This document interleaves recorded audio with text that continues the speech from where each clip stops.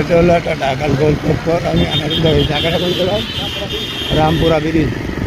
আনারুল ভাই রামপুরার থেকে এই যে এটা হলো রামপুরার একটা ব্রিজ, রামপুরার একটা এই যে হ্যাঁ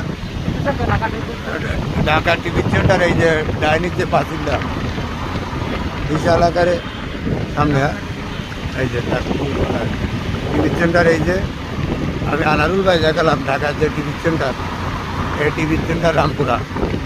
ভিডিওটা একটু শেয়ার দেবেন, আরও যেন অনেকে দেখতে পায় এই করবেন। এই যে টিভি সেন্টার দেখছেন, ঢাকা টিভি সেন্টার বেতার টিভি সেন্টার, এই সামনে বড় বিল্ডিং, আনারুল ভাই রামপুরা ঢাকা,